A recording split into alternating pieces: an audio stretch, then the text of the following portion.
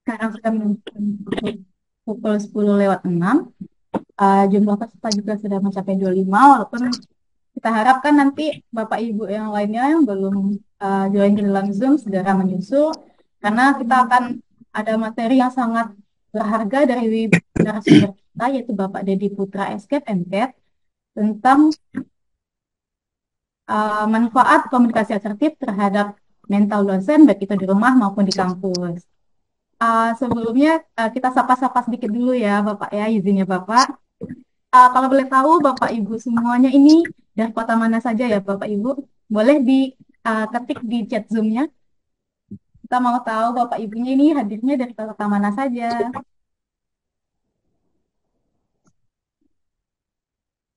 Ada yang dari Padang, ada dari Makassar juga.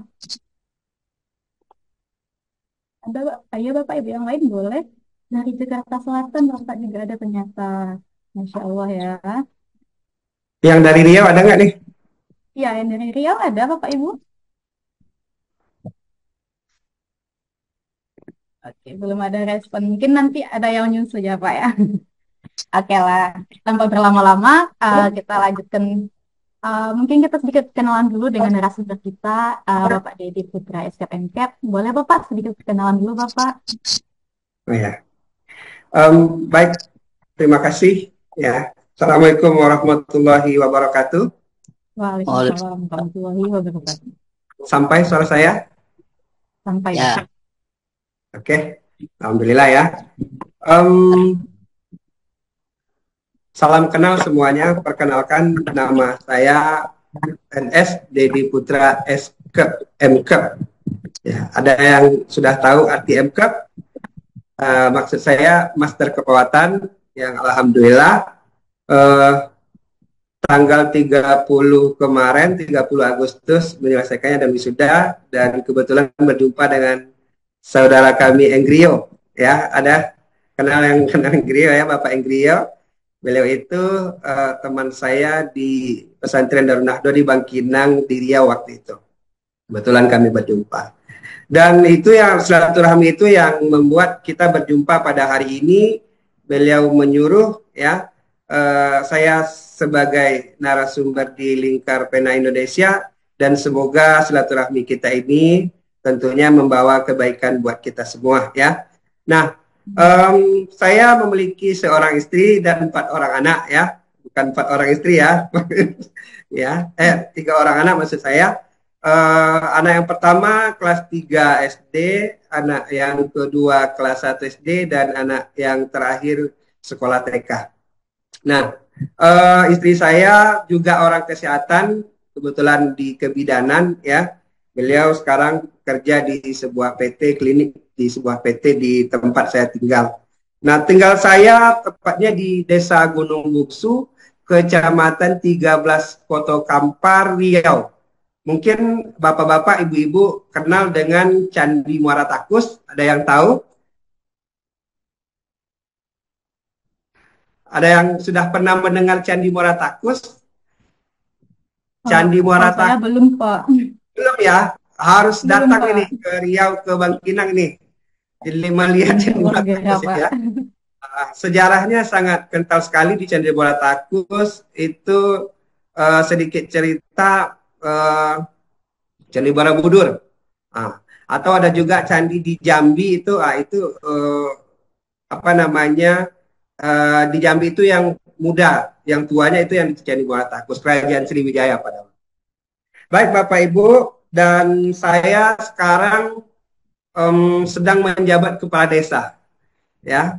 Kepala desa, kalau cerita mungkin panjang juga jadinya ya. Kenapa bisa orang kesehatan bisa sebagai kepala desa kan begitu? Kayaknya melenceng nih begitu ya. Tapi alhamdulillah itulah sebuah perjalanan hidup, dan saya menjadi kepala desa kebetulan di kampung saya sendiri. Dan ketika perjalanan menjalani kepala desa itu, maklumlah Bapak Ibu semua ya, sangat rumit sekali, 24 jam dengan masyarakat, tentu kita harus menambah kapasitas ceritanya. Jadi waktu itu 2 tahun yang lalu saya memutuskan untuk melanjutkan kuliah yang linier dengan profesi saya. Saya mengambil master kepelatihan di bidang peminatan jiwa begitu. Karena memang kita harus memperluas ya kapasitas untuk menghadapi masyarakat tentunya dalam bidang kejiwaan tentunya. Setidaknya kita tidak stres ya menghadapi masyarakat ataupun menghadapi orang-orang yang berada di pemerintahan desa ataupun di pemerintahan kabupaten begitu. Jadi alhamdulillah saya sekarang sedang masih menjabat dan tambah 2 tahun kena dengan undang-undang penambahan masa jabatan 2 tahun. Jadi masih periode pertama. Jadi Bapak Ibu semuanya sepertinya saya melihat di sini um, ada banyak yang paling ganteng ya di sini kayaknya. Berapa orang nih bapak-bapak ini? Pak Medi Rahmat ya. Siapa lagi nih? Bapak Suparto ya. Salam salam kenal. Ya kami lah orang paling ganteng di antara ibu-ibu ini ya Bu ya. Ya. Izin mungkin itu sedikit dulu perkenalan dari saya dan saya kembalikan kepada Ustaz moderator. Bapak, luar biasa sekali. Jadi karena materi kita hari ini, pada weekend yang berharga ini adalah tentang manfaat komunikasi asertif, di mana mungkin Bapak Ibu dosen terutama tuntutan kerjanya harus ini, penelitian, segala macam, ngajar gitu kan. Juga tidak terkecuali mungkin dari profesi lainnya, mungkin dari Bapak Dedi Bapak Dedi akan sharing kepada kita semua bagaimana uh, kita bersikap dalam komunikasi asertif ini, baik itu mungkin dalam di rumah ataupun di kampus ya Bapak ya. Jadi tanpa Ya insya berlama-lama, Allah. kita simak langsung penjelasan dari Pak Dedi.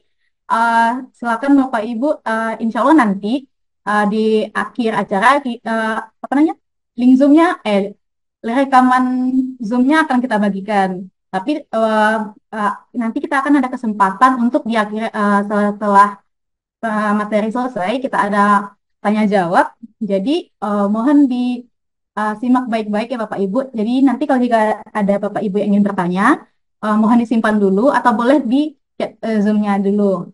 Jadi untuk kondusif, kami berharap sekali agar Bapak Ibu bisa open kamera biar kita sama-sama bisa melihat di sini partisipasi Bapak Ibunya. Dan mohon untuk mikrofonnya dimatikan agar acara kita lebih efektif lagi. Baik, mungkin itu saja dari saya. Kita mulai ya Bapak ya. Silakan Baik. Kepada Bapak Dedi Putra SKP MCAT, gitu silakan. Baik, terima kasih. Saya ulang lagi. Assalamualaikum warahmatullahi wabarakatuh. Wassalamualaikum warahmatullahi wabarakatuh. Ya. Baik, selamat pagi menjelang siang. Pada hari ini kalau di tempat saya ini keadaan sedang hujan ya. Apakah di tempat Bapak Ibu hujan? Ya, sama hujan juga Pak. Oh iya ya. Artinya kita dalam satu yang tidak jauh ya, yang dalam kondisi suasana dingin. Tapi mudah-mudahan dengan pertemuan kita pada hari ini tentunya menambah semangat dan kehangatan silaturahmi di antara kita semua. Ya sebelum itu boleh saya menyapa dulu Ibu Kiki. Ibu Kiki ya. Ya halo. Halo Pak, selamat Ya pagi. izin dari mana Ibu? Saya dari Makassar Pak. Oh ya Allah dari Makassar. Salam kenal ya dari Riau ya. Salam kenal Pak. Ini Bapak Nelwetis ya? Bapak. Ibu, Pak, Ibu ya? Izin, maaf. Iya, maaf. dari Ibu Jakarta Nelwetis ya? Selatan. Dari Salah. Jakarta Selatan, Pak. Ya Allah. Salam kenal Ibu. Alhamdulillah ya. Sangat luas sekali lingkar pena Indonesia ya. Siapa lagi yang open kamera ini? Sepertinya yang lain sedang sibuk atau bagaimana ini? Izin mau lihat mukanya. Bapak Medi Rahmat, halo. Oh, sepertinya beliau sedang ini ya. Ibu Sri Suryati. Ya. Izin Bu, dari mana Ibu?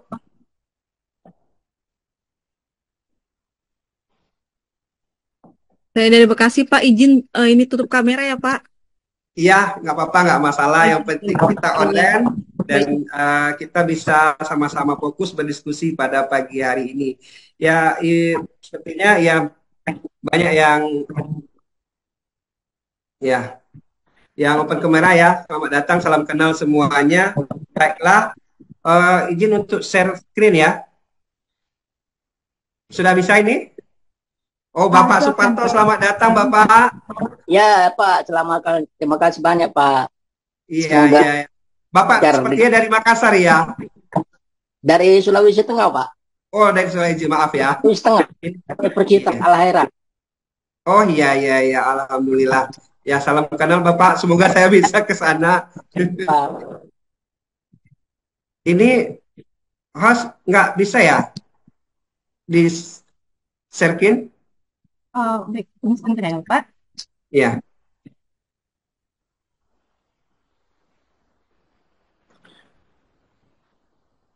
sudah? Sudah, Bapak. Oke. Ya, bisa lihat kira-kira? Bisa, Bapak. Oke.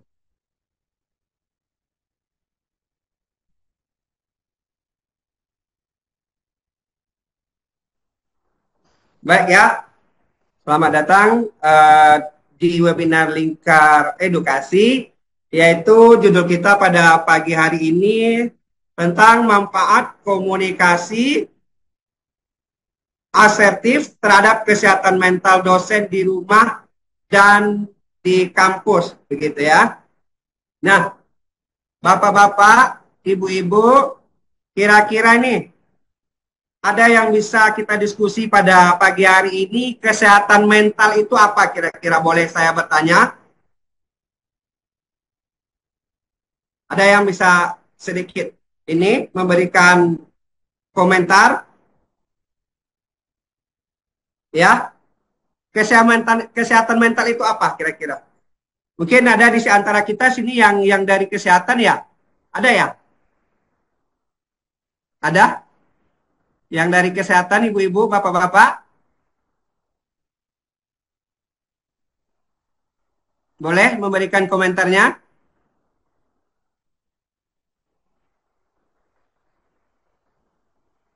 Halo?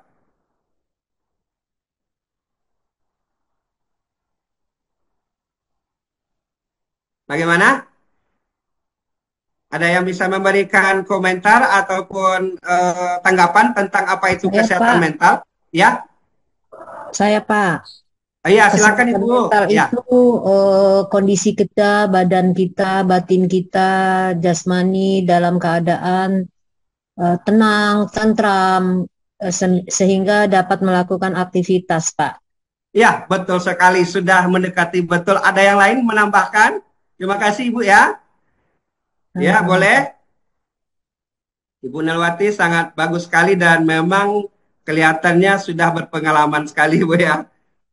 Izin. Ya, ada? Cukup?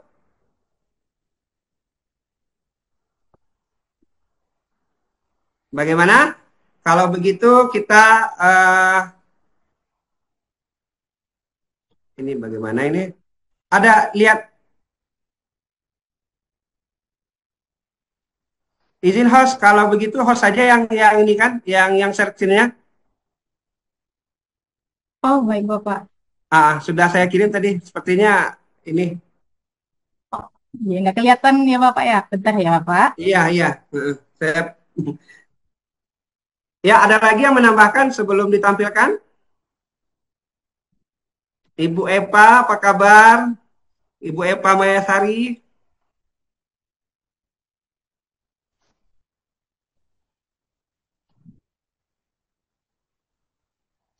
Ya, sebelum kita membahas ini tentunya saya meminta izin mungkin di antara kita semua di sini banyak yang di atas saya sepertinya ibu-ibu yang sudah pengalaman ataupun bapak-bapak, tentunya kita di sini semua sama-sama belajar ya. Sama-sama belajar pada hari ini tentang komunikasi asertif terhadap kesehatan mental kita, begitu. Dan tentunya mungkin ada di antara kita di sini yang lebih paham mungkin dari saya, tapi saya di sini cuma mengajak diskusi ya, bagaimana kita saling berbagi tentang komunikasi asertif ini terhadap kesehatan mental kita, begitu. Sudah?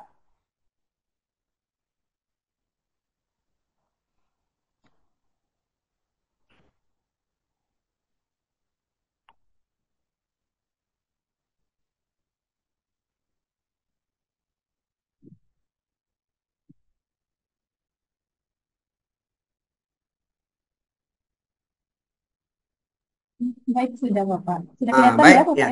Ya, kelihatan. Oke. Nah, ini kan lebih enak ini ceritanya. Baik, next ya Ibu Rahima.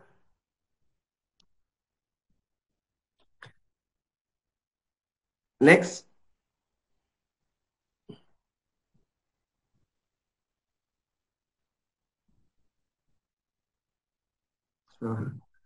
Oke, nah jadi Ibu Nelwetis tadi sudah mengatakan bahwa kesehatan mental itu kondisi ya di mana kita mampu ya untuk berbuat secara lebih baik. Nah ini pengertian yang saya ambil adalah di mana kondisi kesejahteraan.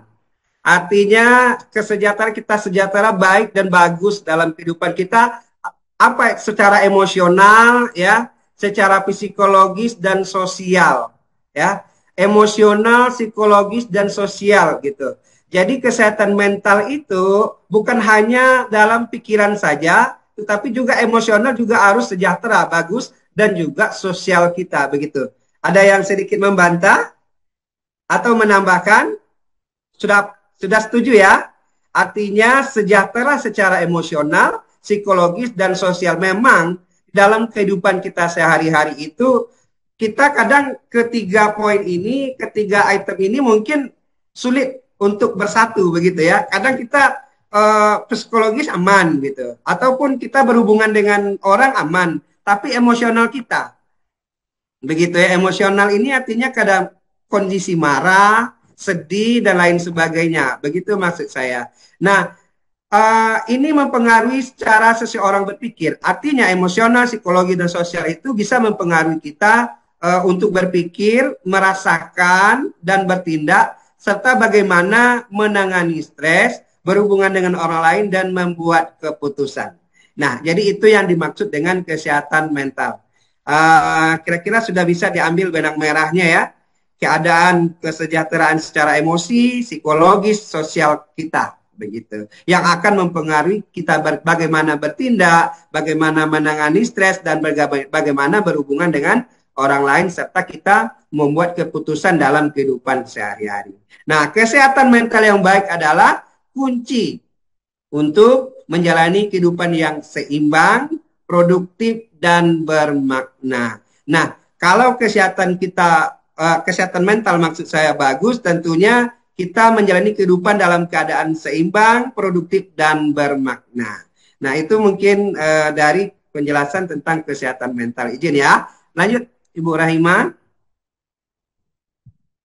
Nah, jadi tadi kita membahas di pertama tadi ada aspek kesehatan mental di mana emosional. Emosional itu apa sih? Gitu ya. Emosional itu adalah kemampuan untuk mengenali dan mengelola emosi dengan cara yang sehat dan seimbang. Seimbang ini bagaimana menurut ibu-ibu nih kira-kira? Ada yang bisa memberi komentar, Bapak, Ibu? Kemampuan untuk mengenali dan mengelola emosi dengan cara yang sehat dan seimbang. Nah, ada yang memberi ini pandangan? Saya Pak, Ya, silakan Ibu. Aduh, Ibu Nelwetis memang aktif nih. Silakan Bu. mampu mengatasi emosional tersebut dengan Ya, cara yang baik. Misalnya lagi marah ya mungkin diam sebentar, istighfar atau apa gitu. Bisa lagi emosi. subhanallah. Luar sekali. Betul sekali. Ya, seimbang itu kita mampu ya. Dan di sini juga bisa saya tambahkan adalah begini. Kita dalam kondisi marah ini, begitu. Nah, tapi kadang ada seseorang itu yang tidak bisa meluapkan kemarahannya. Ada mungkin ya, misalkan ini ceritanya di dalam di rumah tadi, ya. Kalau ke ibu berarti ada pasangannya suami, begitu ya. Sebenarnya pengen marah sama suami, tapi tidak bisa mengungkapkan kemarahannya, begitu. Jadi yang bagus itu adalah emosional kita harus kita ungkapkan, tetapi dengan cara bagaimana cara mengungkap itu tidak menyakiti perasaan pasangan kita ataupun orang-orang di lingkungan kita. Itu nanti yang kita bakal pelajari selanjutnya. Nah, kira-kira seperti itu. Artinya ketika kita marah kita mampu mengungkapkan, ketika kita sedih juga kita bisa harus mengungkapkan kepada orang yang di luar kita ataupun pasangan kita, ataupun juga ketika kita marah, sedih, apalagi kira-kira yang emosi itu menangis ya. Kadang orang menangis tidak bisa dia ini mengeluarkan gitu, hanya batin aja yang menangis gitu ya. Akhirnya menjadi tekanan batin jadinya. Nah, itu yang emosional. Yang selanjutnya psikologis. Apa itu? Kondisi yang mencangkup cara berpikir, ya, cara berpikir, memproses informasi dan memandang diri sendiri serta dunia sekitar kita. Kira-kira ini menurut saya gampang nih pemahamannya, ya. Ingat, kita psikologi berarti cara berpikir kita. Kadang ketika kita menghadapi suatu masalah, kita tidak mampu berpikir secara jernih, betul ya? Ataupun juga ketika ada tekanan yang mendesak ataupun stres, nah, dan kita tidak mampu berpikir secara jernih. Makanya psikologis ini juga aspek dari kesehatan mental kita. Nah, selanjutnya juga sosial. Nah, sosial di sini adalah kemampuan untuk berinteraksi dengan orang lain, membentuk hubungan yang positif, dan berpartisipasi dalam komunitas. Nah, sosial ini juga merupakan aspek kesehatan mental kita. Untuk apa gunanya kita keadaan emosional bagus, psikologis bagus, tapi kita tidak mampu untuk bersosialisasi dengan orang-orang di sekitar kita. Mungkin ada di antara kita seperti itu. Nah, makanya aspek kesehatan mental itu yang terpenting itu adalah 3, emosional, psikologis, dan sosial. Kira-kira dalam hal ini ada yang perlu kita diskusikan sebelum kita lanjut? Terlalu cepat ya? Bagaimana? Cukup, Pak. Ya, cukup. Oke. Kita lanjut, Bu Raima. Next.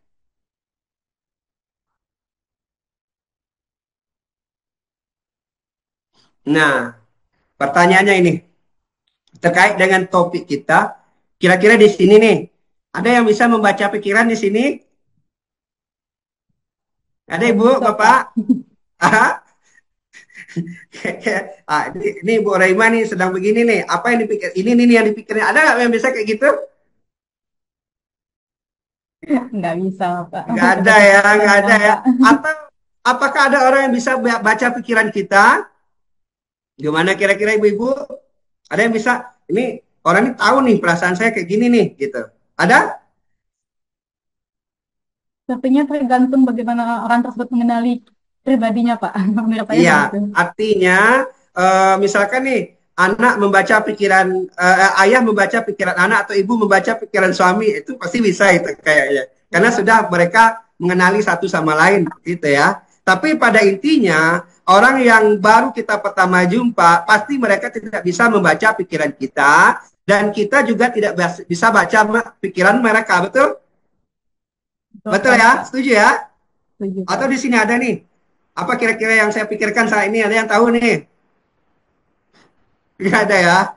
Baik, lanjut. Artinya, ya, kita tidak tahu apa yang orang lain tahu dan orang lain tidak tahu apa yang kita tahu. Berarti kita perlu yang namanya komunikasi, ya. Komunikasi sangat perlu sekali. Kenapa? Karena dengan komunikasi, orang tahu apa yang kita inginkan dan kita tahu apa yang orang inginkan. Begitu, setuju ya? Nah, coba kita lanjut.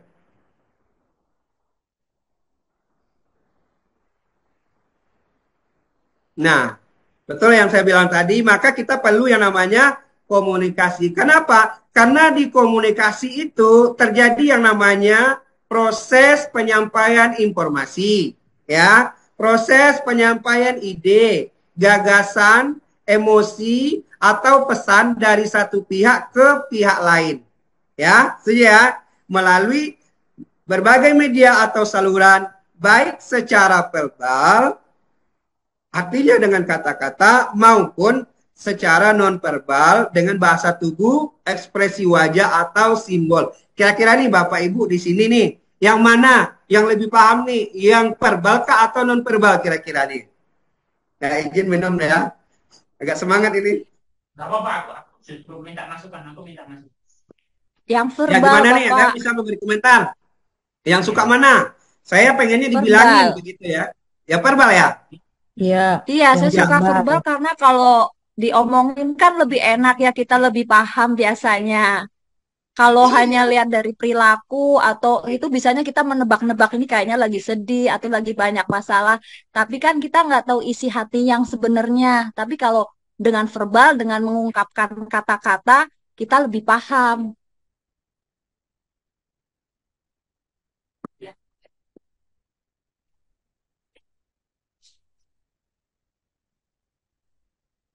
Mbak Rahima, bapaknya kayaknya ini ya, hilang ya. Terlempar kayaknya. Halo? Ya, halo, lanjut, Bu. Iya Lebih suka Pak, saya lebih suka verbal. verbal, lebih dengan komunikasi secara langsung, karena Iya. akan lebih tahu langsung ya, lebih paham secara ini, lebih enak gitu. Betul, Bu Nurhani. Ya, memang semua orang itu sukanya yang verbal, artinya katakan apa yang kita inginkan atau yang kita tidak sukai begitu. Tapi izin nih kalau boleh curhat nih ibu-ibu nih, pengennya suami atau pasangannya eh, apa ya gimana ya?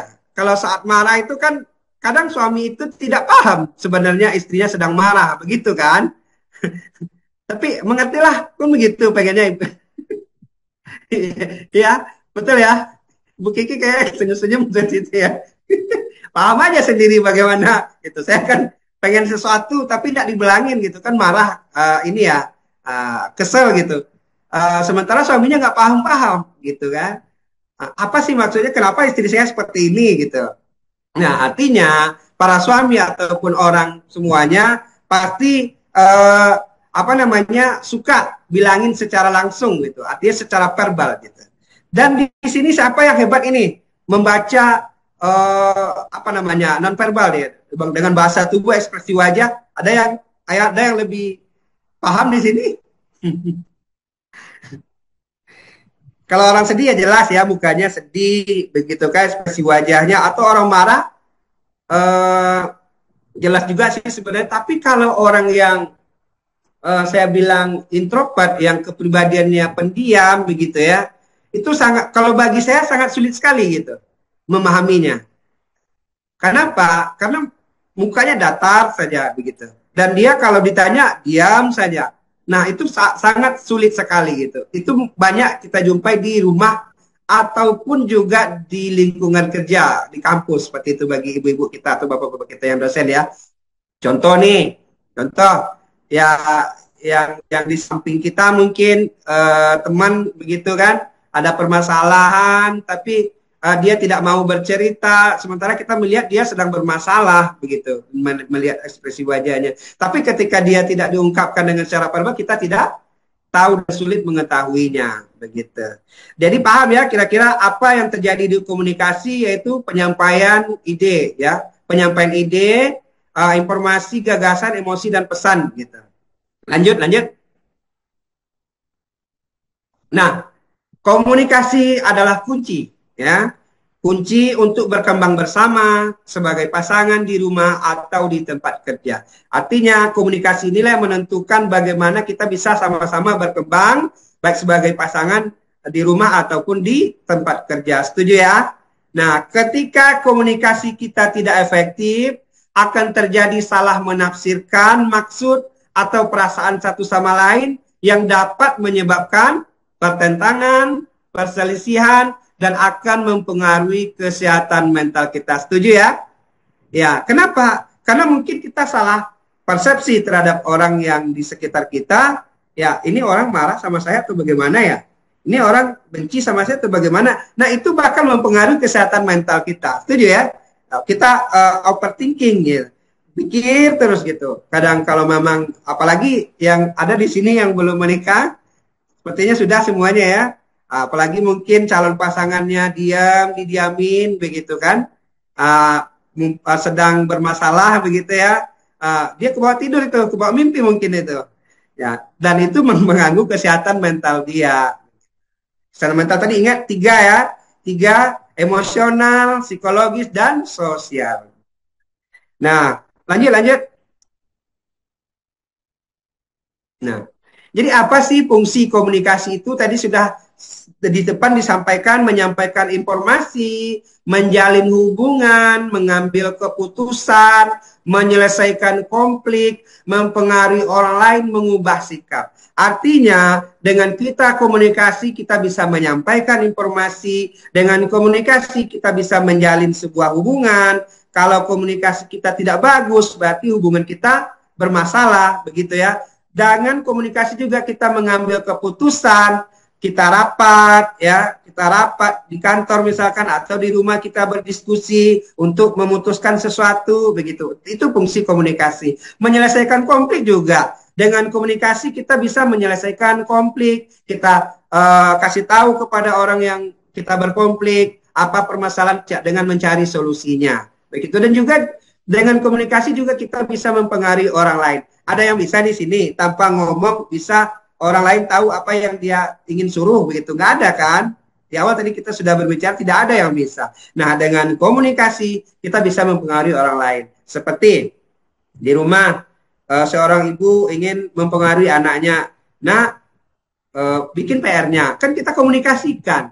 Kalau kita nggak komunikasikan, tentunya anak tidak tahu tugas dia. Gitu. Oke? Nah, komunikasi yang penting itu adalah komunikasi asertif namanya.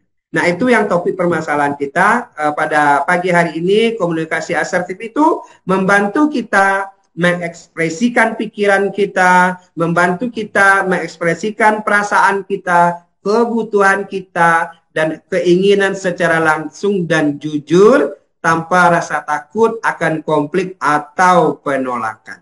Ya, bisa saya ulangi lagi, komunikasi asertif itu membantu kita mengekspresikan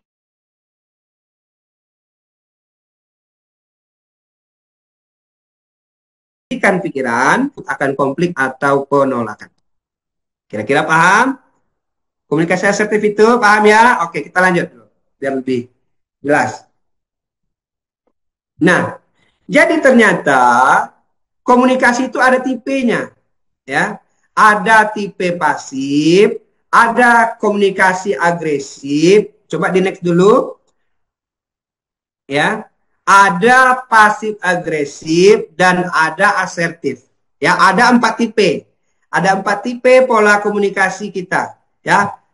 Agresif, pasif, pasif agresif dan asertif. Nah, coba kita review belakang. Mundur. Nah, apa itu yang tipe pasif? Nah, di sini nih. Di sini Bapak Ibu saya mengajak, bisa dibaca di slide ini. Kira-kira kita tipe komunikasi yang mana kira-kira? Nah, di sini kita diskusi. Baik, kita bahas satu-satu. Yang pasif, ya.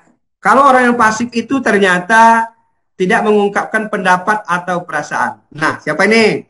Oh, nanti buka coki jadinya ya. Enggak. Ya, nanti dijawab dalam hati aja ya. Orang yang pasif itu ternyata tidak mengungkapkan pendapat dan perasaan. Ya. Yang kedua, mengalah dan membiarkan orang lain mendominasi. Artinya di sini dia lebih banyak mengalahnya. Udahlah, gitu. Begitu bahasanya yang lebih tampak begitu. Daripada suami saya marah, udahlah, saya diam saja. Daripada teman saya ini nggak enak sama saya, ya saya ikut aja lah, begitu.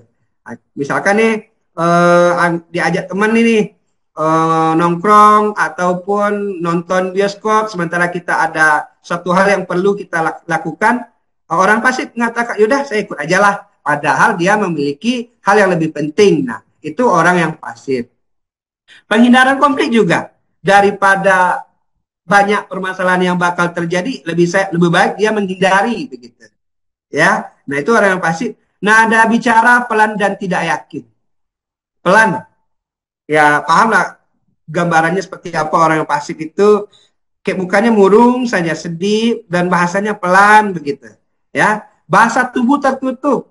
Bahasa tubuh tertutup. Mungkin banyak yang paham di sini, mungkin ibu-ibu para dosen sudah melihat bagaimana mahasiswanya ngadap begitu ya ke kantor, ke ruangan dosen ataupun pas waktu mengajar. Ada pasti kita tahu itu insting kita bagaimana mahasiswa kita itu tertutup, tidak mau menerima pembelajaran yang kita berikan dan lain sebagainya. Dan menghindari konfrontasi atau penolakan. Nah, ini yang saya bilang contoh tadi. Artinya dia lebih banyak mengikut daripada menolak keinginan yang lebih penting dari dia, begitu. dan tidak menyampaikan kebutuhan, ya, tidak menyampaikan kebutuhan, dia sepertinya sulit menyampaikan keinginan dia gitu. Kalau di rumah misalkan para istri, dia sebenarnya pengen nambah apa namanya yang kuning-kuning itu, yang di cincin, apa yang di jari ya, atau yang lainnya, dia membilangkan ataupun mengatakan sama suaminya agak ini gitu, segan ataupun takut begitu. Padahal dia ingin rasanya, gitu ya. Nah, rasa marah atau frustasi yang dipendam. Nah, ini nih yang bikin tekanan batin ini orang pasif nih, gitu. Dia marah tapi tidak mengungkapkannya, dia pendam begitu. Dan cenderung setuju walaupun tidak sependapat begitu. Ya, tidak sependapat. Nah, banyak yang terjadi seperti ini kira-kira.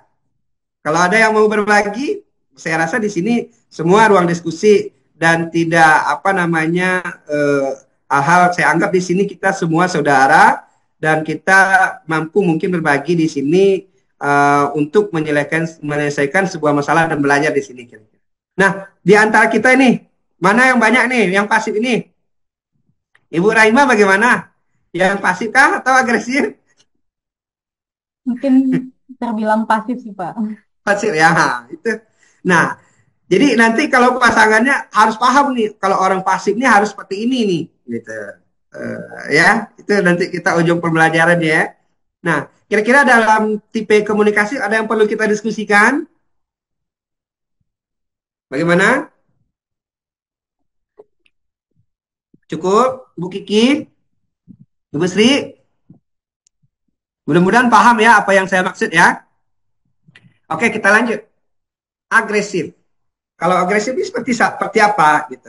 Kalau orang agresif ini nada bicaranya keras dan mengintimidasi. Kira-kira kebayang ya yang punya atasan begitu ya. Kamu nih harus gini gitu. Ya, suaranya pun agak mendominasi begitu ya. Nah, ini orang agresif. Suka memotong pembicaraan orang lain gitu. Kita nih pengen bicara nih, terus dia selip langsung, dipotong langsung gitu. Itu orang yang agresif. Ya, menggunakan kata-kata kasar atau menghina. Nah, ini banyak terjadi sama mahasiswa ini biasanya. Ya, apa namanya, membuli begitu ya, ataupun apa lagi ya, kata-kata kasar dan lain sebagainya antara sesama mereka. Gitu.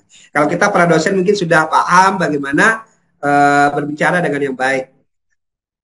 Terus orang agresif itu juga menggunakan bahasa tubuh yang dominan atau mengancam. Ya, mungkin ibu-ibu, bapak-bapak terbayang lah seperti apa orangnya. Ya, gimana ya saya mengatakan, arogan lah seperti itu, atau dengan menunjuk apalagi ya banyak lah, susah saya ngomongkannya. Ya, menggunakan bahasa tubuh yang dominan atau mengancam dan memaksakan kehendak. Ya, kehendak. Nah, itu orang yang agresif itu suka memaksakan kehendak. Terus tidak menghormati pendapat orang lain. Ini biasanya di forum-forum besar tuh kelihatan tuh orang yang agresif gitu. Ya. Selanjutnya juga cenderung menyalahkan orang lain. Nah, ini siapa nih korbannya nih kira-kira nih? Ada permasalahan, saya saja yang terus disalahkan begitu ya. Padahal ada orang lain yang mungkin yang berperan dari kesalahan tersebut begitu ya. Nah, itu orang agresif. Ya. Terus menggunakan ancaman atau paksaan. Kamu kalau tidak bikin tugas, nilai kamu C gitu. Itu biasanya ibu dosen ya. Maaf ya Bu ya, saya juga pernah mahasiswa. Ya. Terus kalau kamu tidak buat, kamu tidak lulus, gitu kan? Ya, maaf. Ya, terus tidak menghargai batasan, merasa selalu benar. Artinya dia merasa yang paling benar saja, sementara mungkin pendapatnya keliru ataupun keputusannya kurang tepat begitu ya. Tapi lantaran karena dia berada di atas sebagai pimpinan atau dan lain sebagainya, sebagai suami atau dari istri, dia merasa selalu benar begitu. Jadi itu contoh orang yang agresif ataupun komunikasi agresif gitu. Jadi kita sudah belajar ada dua, apa itu pasif dan agresif. Kira-kira nih dapat nggak perbedaannya antara pasif dan agresif kira-kira? Ada kira-kira yang bisa memberikan pemahaman? dari intisari yang kita bahas tadi, yang pasif itu yang seperti apa sih? Dan agresif seperti apa begitu? Kalau menurut saya, Pak, komunikasi agresif itu cenderung dia lebih dominan dibandingkan lawan bicaranya gitu, Pak. Sementara yang pasif itu dia cenderung lebih kayak mengiyakan saja gitu. Walaupun Iya. mungkin dalam satu situasi itu tuh mungkin nggak adil bagi dia, tapi dia kayak ya udah nggak apa-apa. Ya yang Nah, penting enak aja gitu. iya, Mungkin iya, menurut iya. saya begitu, Pak. Iya, iya, iya. Nah, tambahan juga, kalau pasif itu artinya ke diri dia saja gitu, sementara agresif memaksakan kehendak ke orang lain begitu. Itu tambahannya. Baik, kita lanjut atau masih ada yang perlu diskusikan tentang pasif agresif? Oh, ternyata sudah 54 orang ya. Selamat datang ya, selamat berdiskusi bagi yang baru datang ya. Lanjut, lanjut. Nah, ada yang namanya pasif agresif. Pasif agresif. Ini nih yang kalau bahasa saya ini abu-abu ini ceritanya. Ya, abu-abu. Kenapa dikatakan abu-abu ya? Gini, bahasanya sindiran selalu gitu. Yang kita bahas tadi, kamu misalkan nih istri lagi ngambek, terus suami nggak paham apa yang diinginkan ataupun yang dia marahi gitu ya. Nah, kamu paham aja gitu. Artinya berpikirlah di situ kan gitu. Kita selalu gondok itu segala sakit hati itu. Karena kita tidak tahu apa yang dia inginkan gitu. Sementara dia menyuruh kita berpikir gitu ya. Ya, kita kan nggak dukun ya Bu Rahima ya. Kita nggak paham gitu isi kepala dia gitu. Nah, ini nih orang yang pasif agresif ya. Dia marah tapi dia ungkapkan dengan non verbal begitu. Non verbal, dia tidak ungkapkan dengan kata-kata gitu. Sehingga orang di luar dia banyak mempersepsikan, nah, ini apa sih maksudnya gitu. Nah, itu orang yang pasif agresif. Kira-kira paham? Dia dikombinasikan. Sebenarnya dia ingin mendominasi, tapi dia uh, tidak tidak bisa menyampaikan gitu. Nah, paham kira-kira ya pasif agresif itu? Di antaranya abu-abu mereka. Nah, yang selanjutnya asertif. Nah, ini nih yang perlu kita harapkan bersama. Jadi asertif itu seperti apa komunikasinya? Tentunya asertif itu menyatakan pendapat secara jelas dan terbuka. Ya. Misalkan di dalam diskusi, atau ada yang bisa membuat contoh?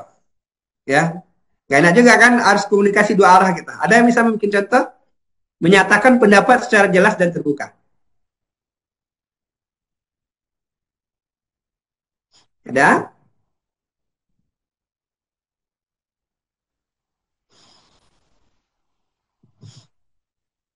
Ada yang bisa? Artinya kita dalam sebuah forum kita jelaskan secara jelas pendapat kita gitu. Jangan mengambang gitu ya. Dan orang tidak paham nantinya gitu. Jadi dengan komunikasi asertif kita jelaskan apa alasan kita berpendapat itu begitu dan secara terbuka, bukan tertutup gitu. Artinya kita sampaikan secara langsung. Ya. Nah, dan selanjutnya menghormati hak dan perasaan orang lain. Menghormati hak dan perasaan orang lain. Gitu. Ya. Nih, seperti apa nih? Contohnya kira-kira?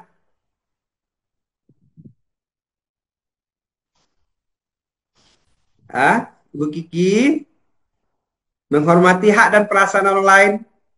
Setuju ya? Itu adalah cara komunikasi asertif. Artinya ada kalanya, misalkan ketika kita kasih contoh tadi, di rumah lah kita kasih contoh, kita pengen liburan, ya, kita pengen liburan istri begitu, tapi suami sedang sibuk begitu ya. Lalu kita sampaikan, gitu kan, Bapak, bagaimana kalau hari ini kita bawa anak-anak jalan, gitu kan? Aduh maaf, saya ada kerjaan yang lebih penting ini. Nah, kita hormati hak dia tidak bisa menolak itu gitu loh maksudnya. Ya. dan perasaan orang lain kita harus paham gitu. Ternyata itu sangat penting sekali dibandingkan dengan kita ajak keluarga kita untuk berlibur seperti itu. Jadi itu yang dimaksud dengan komunikasi assertif. Bahasa tubuh yang tegas dan positif begitu. Ya. Tentunya kita dengan bahasa tubuh yang tegas menyampaikan dan secara positif.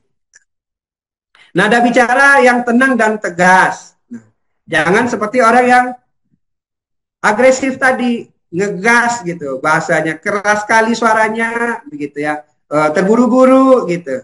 Jadi kalau di sini asertifnya nada bicara kita ya tenang dan tegas dan mampu mengatakan tidak dengan bijak. Ini nih sebenarnya yang terjadi di permasalahan di rumah, begitu ya. Kalau di kampus mungkin juga bahkan ada mungkin itu, ya kita tidak mampu mengatakan ataupun menolak permintaan orang lain dengan baik, ya. Misalkan nih apa ya di dunia kampus misalkan ya seperti tadi ada disuruh sama atasan kita mengerjakan pekerjaan ini sementara pekerjaan lain belum selesai.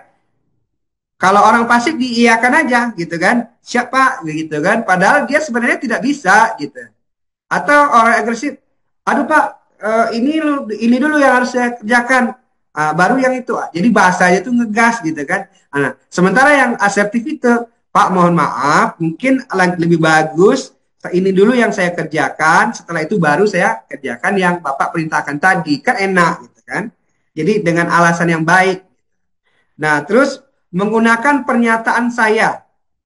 Ya, artinya di sini adalah misalkan kalau di dalam rumah tangga istri ngomong, Bapak, saya tidak suka Bapak pulang larut malam, begitu. Karena saya khawatir.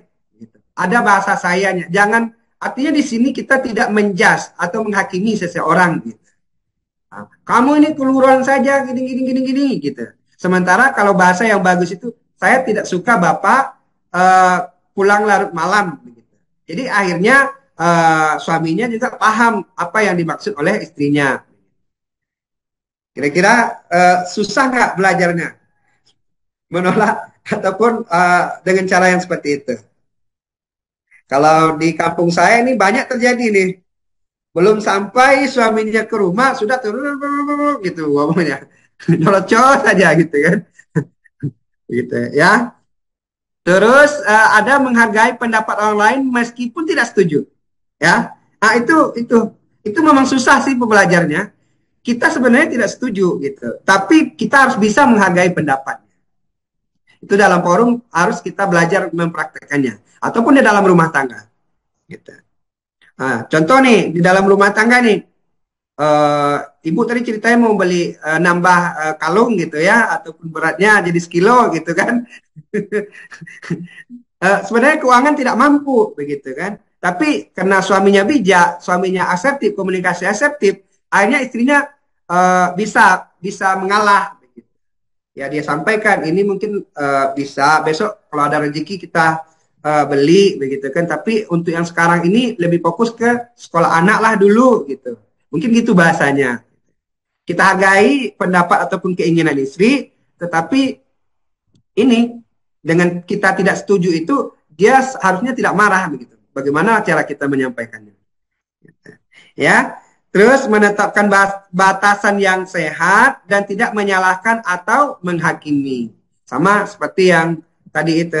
Ya, tidak menyalahkan atau menghakimi. Saya tidak setuju Bapak seperti ini. Ataupun saya ngomong sama mahasiswa, saya tidak setuju kamu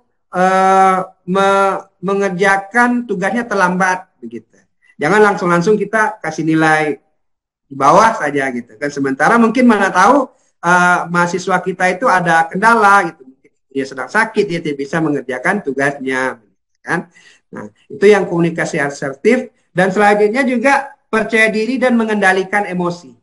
Ya, memang ini sangat sulit sekali kita belajarnya mengendalikan emosi ini gitu.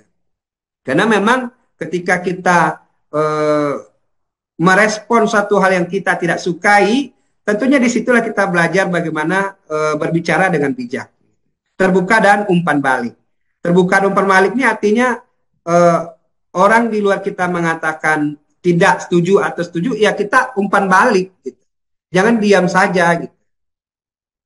Kira-kira ada yang perlu kita diskusikan tentang komunikasi asertif? Berat ya? Enggak kan? Enggak berat kan? Halo Pak Eng.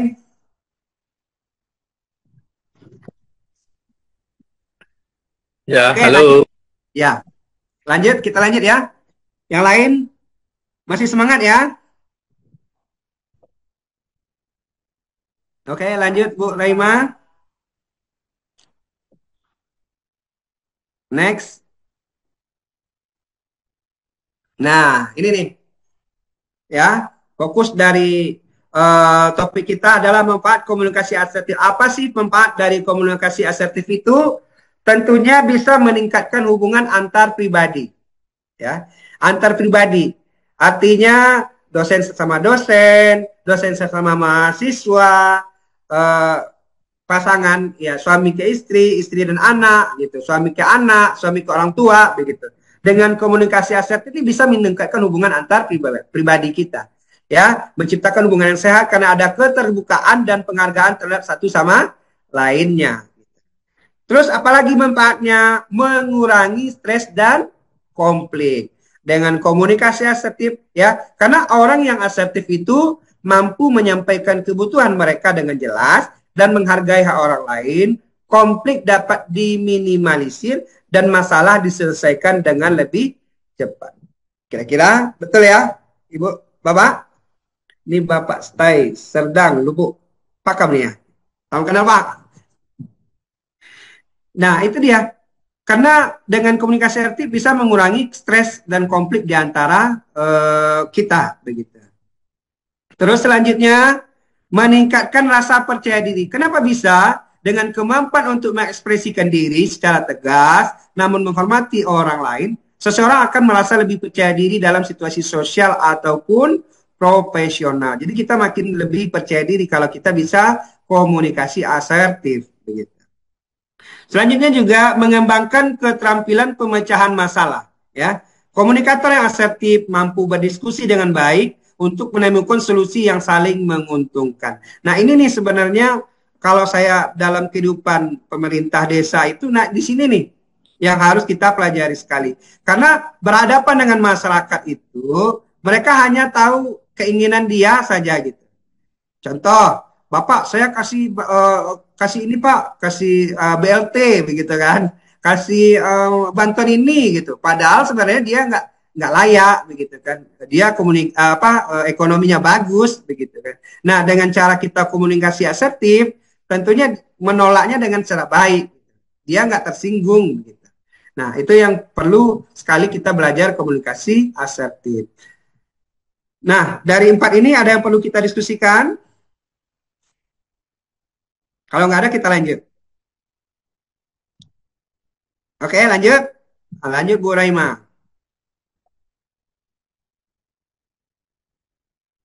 Nah, ada lagi nih.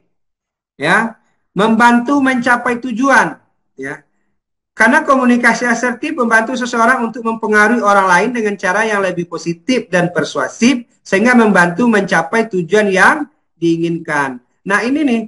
Kita harus bisa mengevaluasi kenapa sih bawahan kita tidak mengikuti perintah kita. Mungkin cara kita yang tidak baik cara menyampaikannya. Gitu.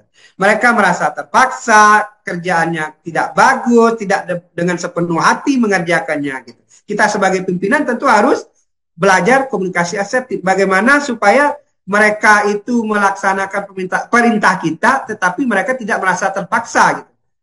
Mereka seolah memang tugas mereka. Begitu. Nah, itu yang harus kita pelajari. Memang tidak gampang ya. Kita butuh latihan terus ya. Ya latihan di rumah gitu sama istri, Ibu gitu kan. Kalau kita pengen kopi nih. Nah, gitu. Ibu, Bapak haus nih atau pengen ngopi nih gitu kan. Jangan kita bahasanya yang kayak agresif tadi, bikin kopi dong gitu kan, perintahnya yang bahasanya nggak ini kan. Gitu, merasa terpaksa gitu ibunya. Nah, lanjut. Meningkatkan hubungan kerja gitu. Dengan komunikasi asertif itu tentu membantu kita meningkatkan kolaborasi, mengurangi konflik antar tim dan membangun hubungan kerja yang lebih positif begitu. Nah, pemimpin yang mampu berperilaku asertif atau komunikasi asertif tentu mereka disukai oleh bawahan-bawahannya atau tim-tim yang lainnya. Jadi kenapa nih saya dihindari oleh rekan-rekan kerja? Ya mungkin bahasa kita agresif gitu ya, ataupun pasif gitu. Kita nggak bisa mengungkapkan apa yang kita inginkan ataupun yang kita butuhkan. Begitu. Terus meningkatkan kemampuan komunikasi. Komunikasi asertif melibatkan kemampuan mendengarkan dengan empati dan berbicara dengan jelas dan lugas. Ini membantu meningkatkan kemampuan komunikasi secara keseluruhan. Tentu kita harus bisa mendengarkan keluhan para mahasiswa kita, ya, para rekan-rekan kerja kita, baik di kampus ataupun di rumah. Kita mampu mendengarkan keluhan istri kita ataupun suami kita ataupun anak kita. Gitu. Dengan komunikasi asertif ini bagus komunikasi kita. Dan selanjutnya meningkatkan hubungan interpersonal. Ya, tentunya orang yang memiliki kemampuan komunikasi asertif itu sangat banyak temannya. Ya, dikenal di mana-mana gitu. Karena bahasa dia itu adalah emas menurut orang lain gitu. Bukan apa ya, para ataupun yang lain lah yang tidak berguna lah begitu. Karena orang yang komunikasi aktif ini selalu memberikan motivasi, sebelum memberikan semangat, nasihat dan lain sebagainya. Ya, tentunya orang makin senang dengan kita. Ini orang-orang politik ini pasti memahami ini gitu. Karena mereka banyak mencari suara gitu kan. Jadi itulah meningkatkan hubungan interpersonal. Ya, ada lagi selanjutnya? Ternyata tidak ada lagi. Nah, inilah keluarga kecil saya. Ya, kami sama-sama waktu itu sama-sama wisuda. Ya, saya di Medan dan saya di Padang waktu itu. Oke, itulah tadi topik kita, pembahasan kita. Apa yang saya sampaikan tadi, semoga Bapak Ibu paham, ambil yang baiknya, ya. Yang salah-salah tadi, ya jangan diambil gitu. Itu murni kesalahan saya sendiri, dan yang baiknya itu, ya itulah yang saya dapatkan dan yang saya pahami dari pembelajaran sebelumnya. Ya, sebelumnya saya kembalikan ke host kalau ada pertanyaan ataupun yang perlu kita diskusikan. Silakan. Baik, terima kasih banyak Bapak Dedi. Wah, Ya. sangat luar biasa sekali ya. Sepertinya banyak ilmu-ilmu yang saya sendiri juga baru tahu gitu. Jadi kayak walaupun sebagai seorang host di sini, saya juga belajar banyak pada kesempatan kali ini. Ya, terima kasih. Baik, karena kita akan masuk dalam ceritanya. Ditakutkan nantinya jika Bapak Ibu langsung open mic aja, nanti bentrok gitu. Jadi kami meminta kepada Bapak Ibu yang ingin bertanya untuk raise hand dulu, hidupkan fitur raise hand-nya. Nanti setelah dipanggil baru dihidupkan fitur mikrofonnya ya Bapak Ibu. Baik, silakan bagi Bapak Ibu yang ingin bertanya ataupun berdiskusi. Oke, karena belum ada, kita ke kolom chat dulu ya Bapak. Ini ada pertanyaan dari Bapak Muhsin Harahap. Saya bacakan ya Bapak. Ya. Assalamualaikum, izin bertanya, bagaimana untuk bentuk kesehatan mental bagi penderita stroke? Karena penderita termasuk tipe komunikasi pasif. Boleh diulangi lagi biar saya paham? Ulang lagi? Oh iya. Bagaimana bentuk kesehatan mental bagi penderita stroke? Karena penderita termasuk tipe komunikasi pasif, Bapak. Oh, stroke. Iya, Pak. Stroke, komunikasi pasif itu intinya ya? Iya. Oke, Bapak siapa tadi namanya? Bapak Muhsin Harahap, Pak. Oh, Muhsin Harahap. Oke. Langsung dijawab atau bagaimana? Boleh mungkin dijawab dulu, Pak, sembari menunggu pertanyaan lainnya dari Bapak Ibu. Oke, boleh hidupkan kameranya Bapak Muhsin? Biar kita bisa interaksi. Izin Bapak Muhsin. Di mana ini? Ada ya? Ada, Pak. Halo, Bapak Muhsin. Ini jatuhnya konsultasi juga nih. Kebetulan saya juga konsultasi. Ya. Oke. Ya, siap Pak Muhsin ya. Boleh kita interaksi sekalian biar teman-teman yang lain juga tahu apa permasalahannya begitu. Halo, selamat siang Pak Muhsin.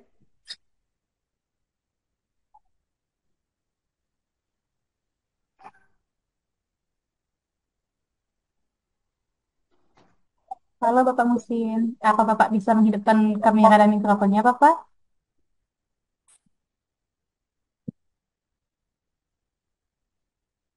Bincangnya kok ora waras-waras opone ya kan. Bagaimana? Kalau Pak Bambang yang lain ya? Oke, langsung saja kan. Mungkin kalau saya Izin boleh, Bapak Bambang, ya. mic-nya nanti ya Bapak, kalau andaikan nanti ditunjuk ya Bapak ya. Mungkin bisa dijawab aja langsung, Pak. Oke, baik, terima kasih Pak Musim. Mungkin kalau saya mengira ini ada keluarga Pak Musim mungkin yang sedang keadaan stroke ya. Ya, kita berdoa semoga saudara Bapak ataupun keluarga Bapak yang sedang stroke segera pulih dari penyakitnya begitu. Nah, betul sekali yang disampaikan oleh Pak Musim ini kalau boleh saya tahu ini umur yang saudaranya ini yang kena stroke ini berapa ya? Usia lansiakah atau muda kena stroke-nya gitu, umur muda begitu. Ya 50-an begitu kan. Oh, maaf, Bapak sendiri ya? Oh, luar biasa. Pak, semangat selalu ya Pak ya. Ternyata Bapak yang dalam keadaan stroke ringan begitu ya. Dan ini saya punya saudara stroke juga. Memang seperti yang Bapak rasakan, yang beliau rasakan. Karena gini, orang yang stroke ini mungkin menganggap dia sudah tidak mampu lagi, begitu, merasa harga diri rendah, begitu kan, dan dia lebih banyak yang diam. Tapi ingat Bapak, stroke itu tentunya ada yang ringan, ada yang sedang, ada yang berat. Mudah-mudahan Bapak dalam keadaan stroke ringan. Nah, dan itu pemulihannya sangat cepat sekali. Dan juga harus diimbangi dengan kesehatan mentalnya. Gitu ya. Bapak harus yakin, sepertinya Bapak juga perlu terapi kognitif namanya. Bagaimana Bapak bisa menikmati dari musibah ataupun sakit yang Bapak rasakan ini sehingga dengan perasaan wellness ya artinya dengan perasaan menerima dari musibah yang Bapak rasakan ini akan mampu membuat Bapak bahagia begitu, karena dengan mengaktifkan hormon bahagia di dalam tubuh kita itu apapun penyakit bisa terobati dengan sendirinya, tapi juga dibantu dengan obat-obat yang lain, Pak. Nah, saran saya mungkin ke Bapak harus banyak belajar tentang apa itu penyakit stroke. Artinya Bapak harus paham tentang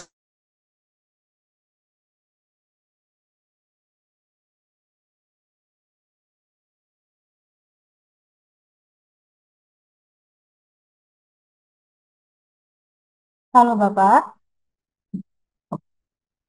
Bapak Dedi. Sepertinya ada kendala dalam eh, apa Pak jaringannya, jadi suara Bapak tidak terdengar Pak.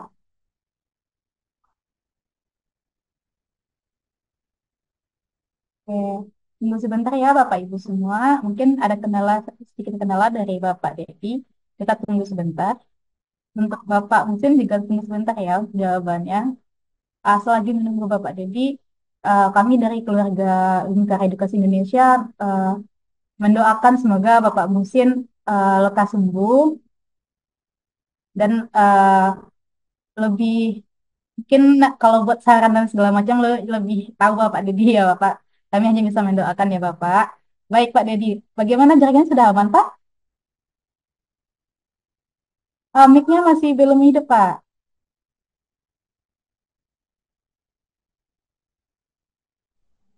ada yang HP jadi terpental jadinya. Oh iya, baik Bapak. Silakan dilanjutkan Kira-kira jawabannya Pak. Bapak Musim bagaimana? Sedikit membantu nggak kira-kira?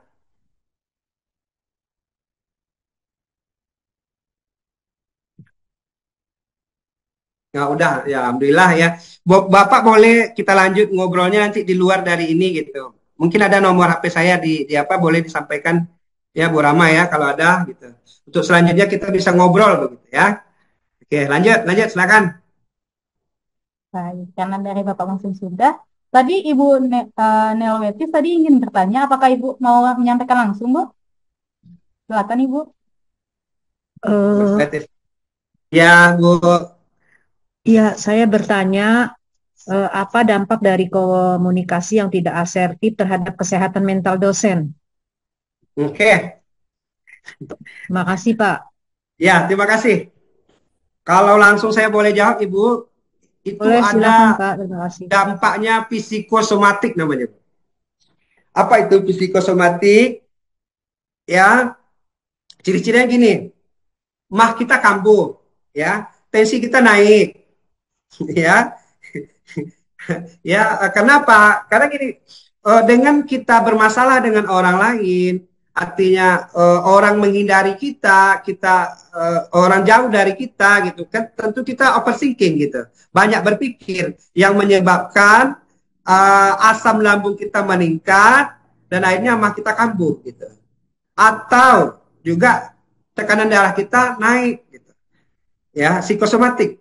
Apakah Ibu pernah merasakan ketika banyak bermasalah dengan komunikasi? Tidak, Pak. Tidak ya? Berarti komunikasi Takut bagus. aja gitu. Oh, takut aja. Iya, iya, iya. Iya, Bu. Karena gini, contoh saja lah, saya kemarin ujian kompre gitu ya. Ujian kompre, tentu di situ ada kita memakai komunikasi pasif gitu. Kalau kita terlalu agresif, takutnya kita seolah-olah menggurui pembimbing ataupun penguji kita gitu. Kita harus tahan gitu kan. Nah itu juga menjadi satu hal yang bermasalah dengan asam lambung saya begitu. Ataupun dalam kondisi takut menyampaikan, takut menjawab gitu kan. Sudah kena mental waktu ujian itu gitu. Asam lambung kita naik jadinya. Nah, psikosomatik Ibu. Jadi akibat dari pikiran kita mengganggu ke kesehatan tubuh kita. Gitu. Mudah-mudahan sedikit membantu jawabannya Bu ya. Iya Pak, cukup. Ya, Terima terima kasih. kasih. Sama-sama.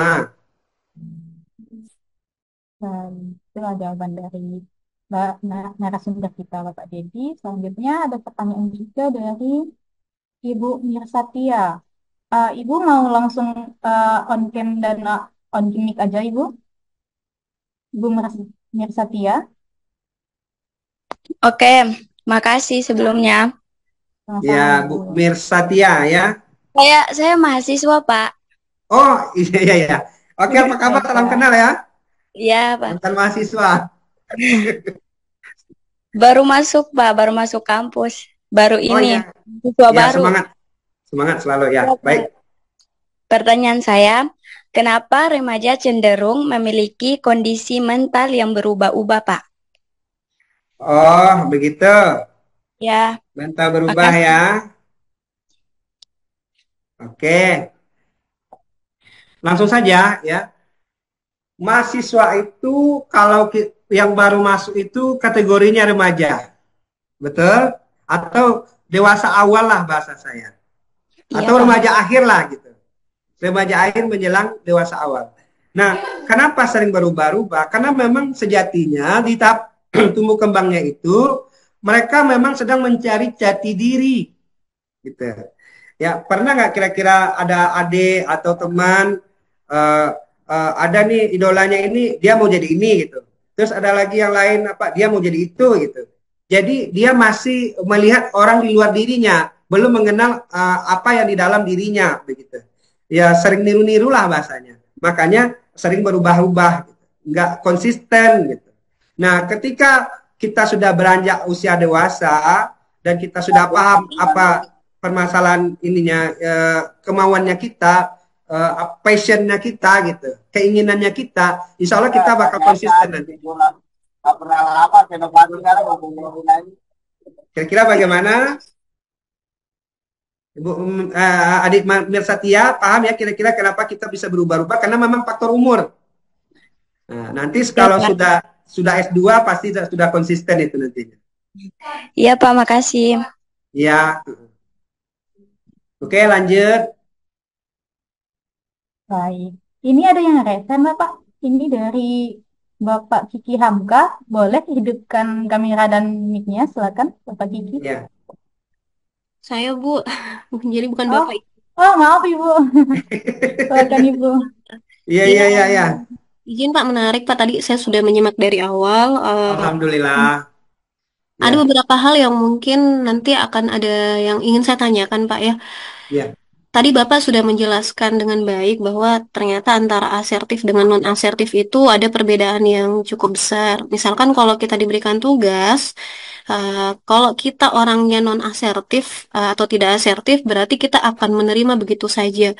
Sementara orang yang asertif, berarti dia akan menolak dengan halus. Seperti itu, Pak ya? iya, betul sekali. Ya, Nah, tapi biasanya di lapangan atau di lokasi kerja, saya membicarakan ini sebagai dosen SDM, Pak ya. oh ya, Kadang-kadang ada lingkungan kerja yang mana untuk orang baru atau newcomers dalam pekerjaan, dia ada kecenderungan untuk tidak bisa menolak pekerjaan. Jadi misalkan pada saat dia orang baru, tugasnya sudah banyak, terus tiba-tiba ya, ada bos yang bilang, kamu kerjakan lagi. Ketika dia menolak halus, dianggap tidak kooperatif dengan bosnya. Kemudian kalau juga dia menolak, pastinya dengan kasar, pastinya dia akan di-kick dari pekerjaannya. Nah, pertanyaan saya ke Bapak, kira-kira gimana cara menghadapi ini? Karena biasanya yang kena ini adalah Gen Z. Mental health Gen Z kan lumayan luar biasa, Pak ya, strawberry banget. Jadi, iya, iya, iya. kira-kira gimana supaya hal ini tidak kejadian bagi teman-teman yang ternyata dia newcomers atau pendatang baru di dunia kerja? Gitu aja sih, Pak. Ya, terima kasih, Pak. Jangan-jangan ini pengalaman pribadi nih. Oh, bukan Pak, saya sudah lama, Pak. Iya, iya, iya. Ya, makasih, Pak. Oke, baik ya. Tentunya kita yang baru-baru, entah siapa yang di sini yang baru-baru masuk kerja, ada tuntutan kerja atau perintah dari atasan, seperti yang Bu Kiki sampaikan tadi, gitu ya. Nah, kalau saya kasih tip dan triknya adalah kita sebagai orang baru tentu sosialisasi dulu, gitu. Kita lihat siklus mereka, gitu ya. Nah, saya rasa setiap pimpinan pasti ada yang namanya orang orang kanan ataupun asisten lah, gitu ya. Nah, itu dulu yang kita harus paham karakter pimpinannya, gitu, ya. Nah, kalau seandainya bisa jadi ini yang permasalahan ini bisa jadi atasannya itu yang agresif mungkin ya. Tapi kalau orang yang asertif pasti paham itu feedback dari bawahannya. Seperti yang kita diskusikan tadi, sampaikan Bapak, saya sedang ada pekerjaan saat ini, mungkin lebih bagus saya selesaikan dulu, baru saya kerjakan apa yang Bapak suruh tadi, begitu kan? Nah, kalau dia tidak bisa menyampaikan langsung ke atasannya, mungkin dengan orang yang kedua gitu. Pakai teman dekatnya, entah kita sampaikan ke asisten Bapak ini gitu, ataupun orang orang dekat Bapak ini gitu, mungkin saran dari saya gitu. Ya. Bagaimana membantu kira-kira? Iya Pak, tapi kadangkala seperti ini Pak. Ada beberapa teman-teman yang kiranya misalkan ada kecenderungan untuk meskipun dia sudah menyampaikan seperti itu ke orang yang kedua, kah, ketiga, atau orang yang dekat dengan pimpinan, ternyata di lapangan karena sifatnya banyak orang yang di lingkungan kerja itu tidak suka untuk diberikan amanah atau tanggung jawab, maka tentu saja orang baru ini yang harus dipush untuk melakukan semua pekerjaan supaya SOP-nya itu selesai atau standar operasional prosedurnya semua selesai. Sehingga istilahnya adalah tidak ada orang lain selain kamu gitu. Jadi mau tidak mau ya kamu yang harus kerja gitu. So kalau Nah, nggak kerja, organisasi kita gimana? Nggak ada orang lain lagi. Adakah solusi lain Pak selain harus menyampaikan ke teman yang terkait dengan pimpinan? Karena takutnya kalau hal ini kejadian, mental health-nya yang bersangkutan akan terombang-ambing di lautan Pak. Seperti ya. itu. Paham. Nah, ini mungkin saya baru terbayang.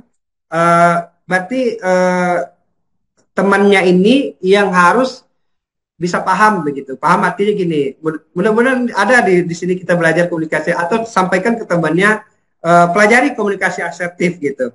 Artinya kita bentuk tim baru lagi di bawahnya dia, ajak temannya yang bisa mengerjakan apa yang disuruh oleh atasan tadi gitu. Tentu komunikasi itulah yang harus kita pahami dulu. Ya dengan kita bagus komunikasi sama orang-orang yang baru di sekitar kita, saya rasa mereka mampu bekerja sama tim nantinya. Dong, bantu saya dong, tolong dong, ini ada atasan kita mau ini gitu. Cara dialah untuk berbicara ke temannya. Ya, Satu lagi Pak, pertanyaan saya mohon izin. Kalau menurut Bapak Dedi, seberapa penting kita menerapkan hidup work-life balance antara keseimbangan dunia kerja dengan kehidupan pribadi, Pak? Kan kadangkala ada orang yang agresif untuk mendapatkan jabatan atau tujuan yang paling tertinggi lah dari pekerjaan. Tapi ternyata dia menyampingkan dunia keluarganya. Nah, menurut Bapak, seberapa penting Pak itu work-life balance sih? Makasih Pak. ya.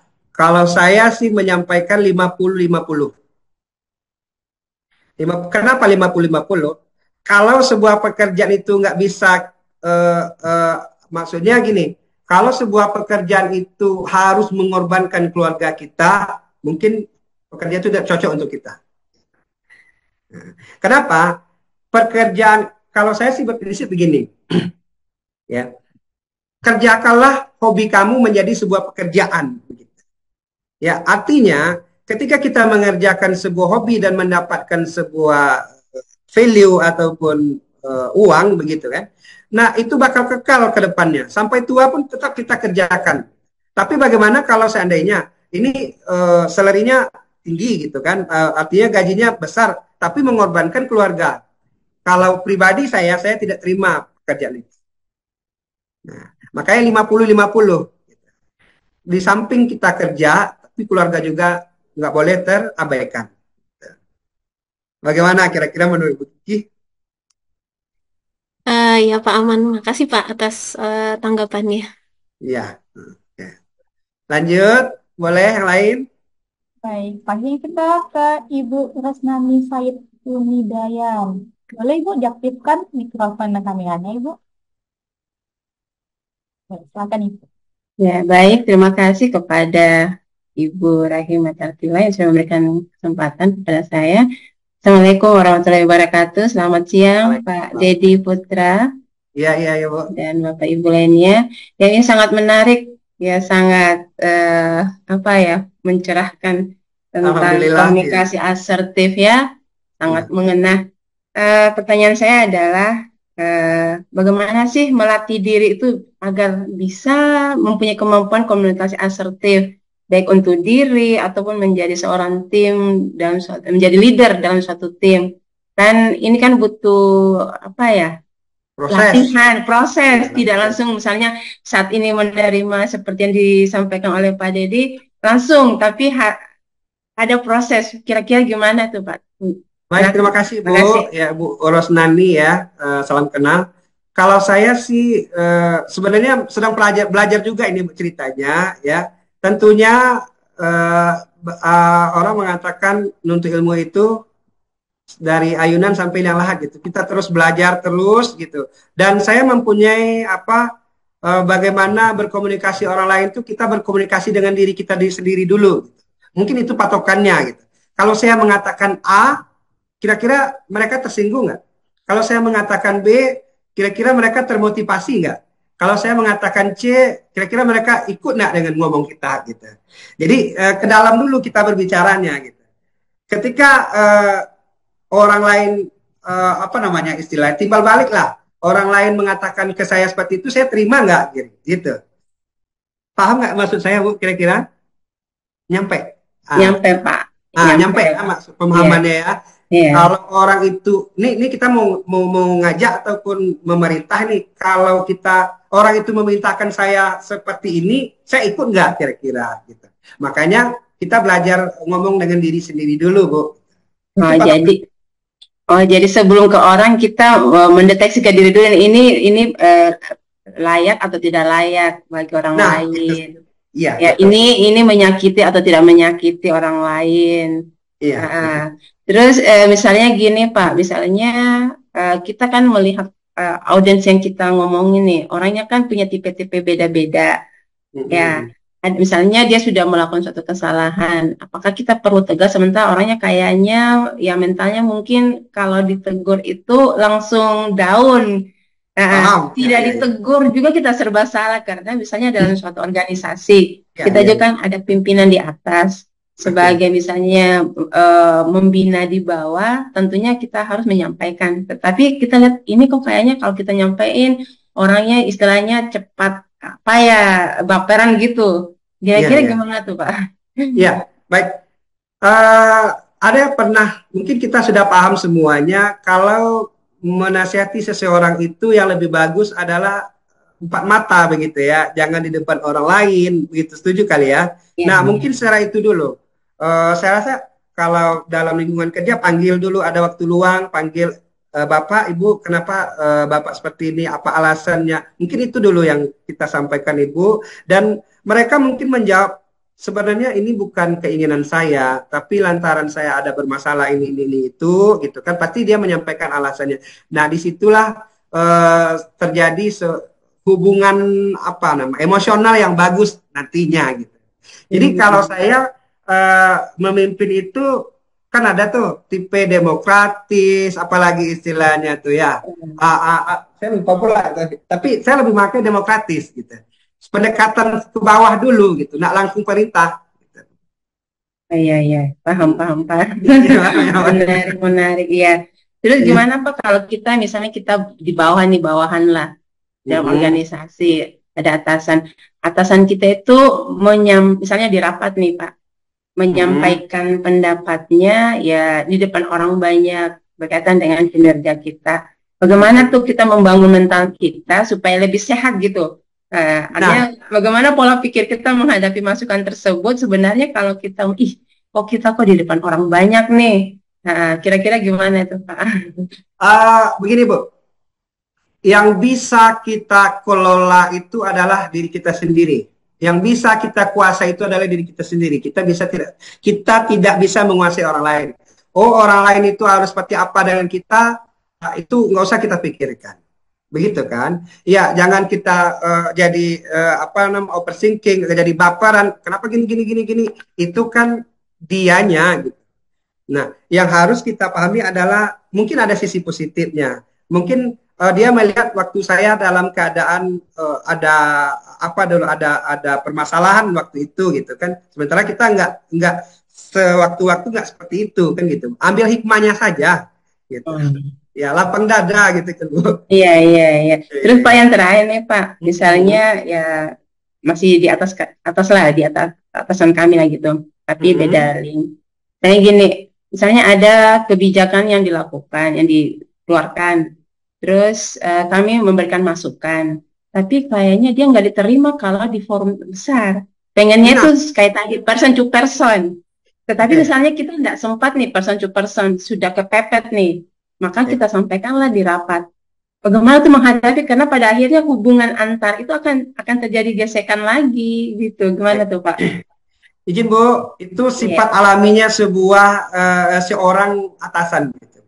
Karena istilahnya itu ya, mereka memiliki, oh ini saya atasan nih, nggak boleh dibantai nih, gini nih, gitu kan. Apalagi di depan orang banyak tadi kita bahas, menyampaikan sesuatu hal yang kontradiksi itu, apalagi ke atasan, lebih bagusnya di forum kecil ataupun nggak ada orang sama sekali kan gitu. Nah, kalau di forum besar itu bisa kita sampaikan argumen kita, tapi dengan argumen yang bisa diterima menurut orang banyak, alasan yang baik itu gitu. Dan mungkin saya juga ada gambaran itu, ini atasannya kayaknya memang dia saja sih yang benar, itu agresif itu Bu sebenarnya. Oh, iya baik. Beliaunya agresif. Paham. Iya paham Pak Dede. Makasih Pak Dede. Banyak sekali ini, sangat menyentuh sekali nih Pak. Iya makasih Pak. Assalamualaikum warahmatullahi wabarakatuh. Salam. Oke lanjut. Baik Bapak, luar biasa sekali ya Pak. Karena dalam dunia kerja itu memang sangat kompleks ya Pak. Iya, betul sekali. Menarik, memang saya suka sekali di forum ini. Alhamdulillah. Baik, kita ada tanya lagi nih Pak dari Ibu Nani Tri Utami, SSI, MSI. Silakan Ibu, boleh open kamera dan open mic-nya. Halo, sebelumnya Assalamualaikum warahmatullahi wabarakatuh. Waalaikumsalam Ibu. Izin boleh tidak open kamera? Nggak apa-apa Ibu, nggak apa-apa. Oke. Sedikit sharing sekaligus bertanya, minta masukan ya ke Bapak. Saya dosen di salah satu yayasan swasta. Nah, izin bertanya Pak, kita kalau dosen apalagi di suatu prodi, jurusan, itu biasanya kan harus ada kekompakan kerjasama dalam suatu tim ya Pak ya. Iya. Nah, yang ingin saya pertanyakan, bagaimana cara kita mengontrol diri atau menghadapi misalnya ada teman kita dalam satu tim itu yang ketika di depan kita dia berbicara, ayo kita kompak, ayo kita timbulkan kerjasama dalam tim. Namun di belakang ternyata beliau bertindak yang justru sebaliknya. Dan beliau ini tipikal yang lebih mohon maaf lebih kayak cari muka gitu loh ke atasan kita seperti itu Pak. Dan dia tidak segan-segan untuk menjatuhkan teman-teman yang lainnya hanya untuk memperoleh sebuah jabatan atau apalah itu yang menjadi tujuan utamanya gitu loh Pak. Jadi bagaimana menurut Bapak untuk kita menghadapi tipikal-tipikal yang seperti itu Pak? Terima kasih. Baik, izin Bu, saya boleh ini lagi, Ibu Nani. Bu. Iya Pak, gimana? Ibu, kondisi saya ini seorang pimpinan kah atau selevel dengan temannya tadi?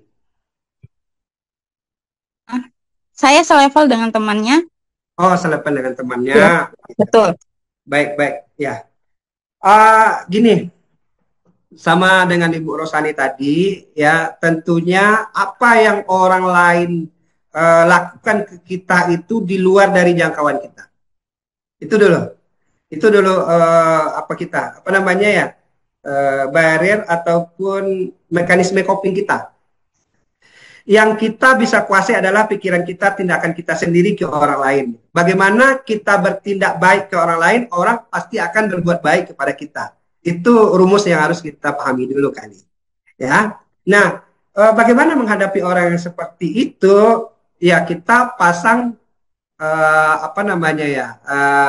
kacamata kuda aja Bu, atau telinga apa ya yang nggak usah lah didengar gitu ya.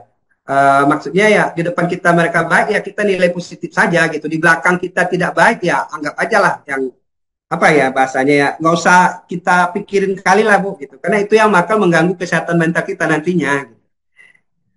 Itu ya Bu. Dan pendekatan kita lagi ke atasan, hubungan emosional kita lagi yang harus kita lebih dekatkan ke atasan. Bagaimanapun mungkin kata teman kita ini tentang diri kita, kalau ikatan emosional kita dekat dengan atasan, insya Allah nggak terpancing lah ataupun nggak termakan omongan mereka lah gitu. Bagaimana kitanya ke tim ataupun ke sebuah tempat kerja itu gitu. Bagaimana Ibu? Oh, berarti pada intinya kita harus dapat membangun emosional kita terlebih dahulu terhadap atasan kita, seperti itu ya Pak ya? Iya. Di samping juga kita bangun barrier diri kita Bu, mekanisme coping kita gitu. Jadi nggak usah banyak kita pikirkan bagaimana orang lain bertindak kepada kita ataupun memperlakukan kita gitu. Tapi kita perbaiki diri, berbuat selalu baik ke orang lain, insya Allah Allah bakal balas tuh nantinya Bu. Baik Pak, terima kasih untuk ilmu dan sharing-sharingnya Pak. Ya, kayaknya memang terima kasih ya. Itu lagi berpengalaman deh saya masih muda Bu. Pak, karena hal-hal seperti ini bukan hanya di dunia kerja Pak, di dunia yang lain untuk yang kegiatan lain juga biasanya saya temui seperti itu. Nah, ya, bagaimana mengontrol diri kita untuk menyikapi hal-hal yang seperti itu kayaknya perlu dipahami diri saya gitu Pak. Oke, terima kasih banyak Pak. Ya, sama-sama, mudah-mudahan bermanfaat Ibu. Siap, terima kasih. Ya. Lanjut, ada lagi? Baik Bapak Ibu, masih ada pertanyaan lagi? Iya, saya masih sanggup kok. Baik Bapak, karena kita mungkin masih deh ya. Tapi boleh deh, bagi Bapak Ibu yang ingin bertanya kita kasih waktu dulu. Lama ya ternyata keluarga ya. Alhamdulillah ya Pak. Ya. Apakah tidak ada lagi dari Bapak Ibu yang ingin bertanya? Oke, karena sudah tidak ada lagi sepertinya Pak, mungkin kita cukupkan pada hari ini. Ya, tunggu saya closing sedikit dulu boleh? Oh iya boleh Bapak, silakan Bapak. Ya, baik. Ya, terima kasih atas waktu dari Bapak Ibu semua. Tentunya silaturahmi ini tidak sampai di sini saja. Semoga kita bisa saling sama-sama mencerahkan ke depannya. Dan kalau seandainya ada yang pengen silaturahmi lebih lanjut, boleh ditanyakan nomor WA ataupun nomor HP di host nanti Ibu Rahimah. boleh kita cerita tentang dunia pekerjaan, tapi saya pemerintahan ya, kepala desa jatuhnya ya, belum kerja di akademiknya begitu kan, tapi nggak apa-apa kita sharing dan boleh kita bercerita tentang kesehatan mental, apa itu permasalahan dari kita, boleh, insya Allah saya juga sedang belajar tentang konseling begitu kan sebagai seorang konselor. Nah, mudah-mudahan dengan silaturahmi kita ini bisa sama-sama kita bisa saling mencerahkan. Nah, terkait dengan permasalahan ataupun topik pada hari ini, tentu semua orang pasti ingin memiliki kemampuan tentang komunikasi asertif. Betul kata Bu Rosnani tadi, itu butuh proses, ya, butuh belajar. Tentunya kita belajar dengan diri kita sendiri dulu, mulai dari rumah. Kita belajar bagaimana komunikasi asertif terhadap anak, terhadap istri, terhadap suami atau suami ke istri, terhadap orang tua. Nah, dimulai dari rumah dulu. Gitu. Ketika kita sudah terlatih bagaimana berkomunikasi dengan baik, tentunya akan terbawa ke dunia kerja nantinya. Dan itu bakal terjadi perubahan yang signifikan nanti dalam kehidupan kita. Kenapa? Karena dari lidah ini, ibarat orang lidahmu adalah apa? Pisau, sebilah pisau begitu yang akan memotong sendiri nantinya gitu. Artinya apa yang kita ucapkan ke orang lain itu akan berdampak kepada kita. Kalau baik yang kita ucapkan, tentu orang berbuat baik kepada kita. Kalau jelek kita ucapkan, ya tidak bagus, tentu orang berperilaku tidak bagus terhadap kita gitu. Tergantung dari komunikasi kita. Nah, itulah yang terjadi pada komunikasi asertif. Ya, kita mengungkapkan keinginan, kebutuhan kita secara bagus, secara jujur, terbuka, tanpa melukai perasaan orang lain. Jadi itu mungkin sedikit closing statement kita. Sekali lagi terima kasih waktunya, undangannya dari Lingkar Pena Indonesia. Semoga Lingkar Pena Indonesia ini semakin berkembang dan membawa manfaat ke orang banyak, lebih banyak lagi gitu. Dan ditunggu untuk undangan selanjutnya dengan topik yang berbeda.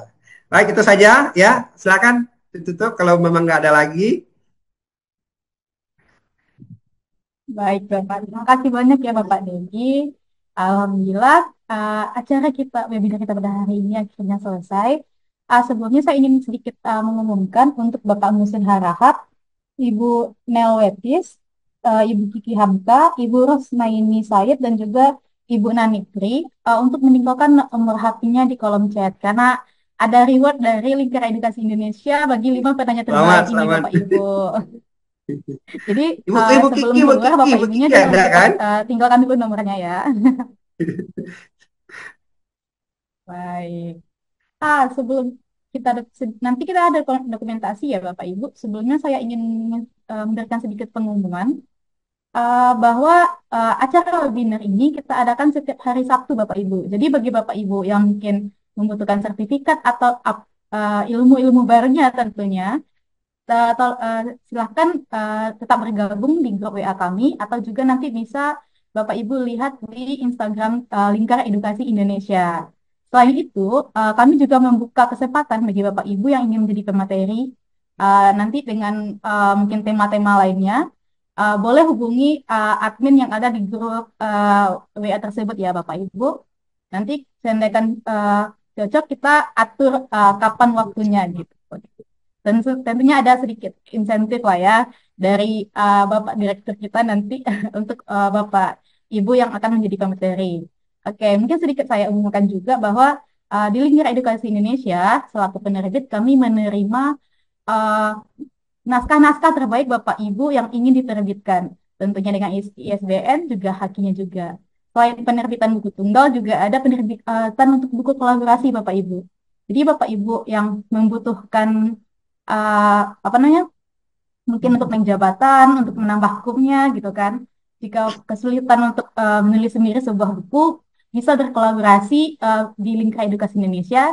Untuk penulis lainnya nanti kami bantu carikan juga. Tapi boleh juga dari Bapak Ibu jika ingin mengajak temannya bersama-sama, nanti mari kita tulis bareng nih bukunya gitu kan. Tentu dengan tema-tema yang beragam tergantung dengan keilmuan Bapak Ibu juga. Selain itu juga ada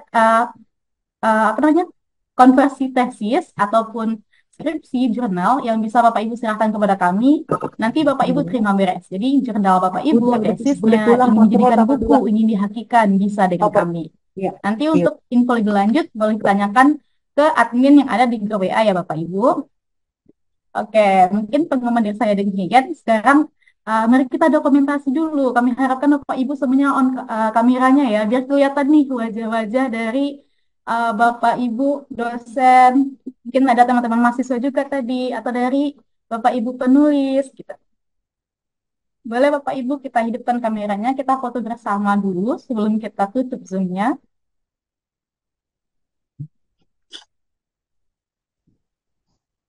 Oke. Mari Bapak Ibu kita foto bersama. Nanti kita share di IG ya Bapak Ibu. Kenang-kenangan kita ngumpul bersama di sini bersama pemater kita Bapak Dedi Putra. Ini Bapak Direktur kita Bapak Engrio juga udah on cam ini. Ayo Bapak Ibu yang lain. Oke, mungkin Bapak Ibu lainnya masih ada kesibukan, tidak apa-apa.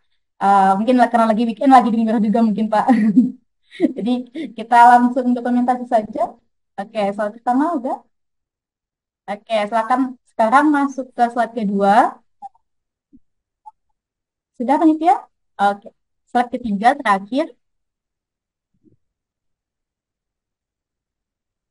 Oke, kita sudah selesai sesi dokumentasi, yang artinya sudah selesai acara kita pada hari ini. Bapak Ibu peserta yang belum absen, jangan lupa untuk absen ya Bapak Ibu, karena sertifikat kita berikan kepada Bapak Ibu yang telah mengisi absensi. Jadi jangan sampai kelewatan gitu. Walaupun sebenarnya nggak absen itu nggak apa-apa ya Bapak Ibu. Karena ilmu yang kita dapatkan hari ini sangat-sangat bermanfaat. Insya Allah. Bagaimana kita menggunakannya nanti ya Pak ya. Oke. Mungkin sekian dari kami. Mohon maaf apabila ada kesalahan maupun kekurangan. Baik itu dari narasi, dari waktu, ataupun dari bagaimana kami mengelola gitu. Semoga insya Allah kedepannya akan lebih baik lagi karena acara ini akan rutin kita adakan. Baiklah, mungkin dari saya demikian. Selaku host, saya akhiri sampai di sini. Assalamualaikum warahmatullahi wabarakatuh. Waalaikumsalam warahmatullahi wabarakatuh. Ya, terima kasih Pak Dedi. Terima kasih Pak Rahima. Semua, terima kasih. Mari, Assalamualaikum warahmatullahi wabarakatuh. Ya.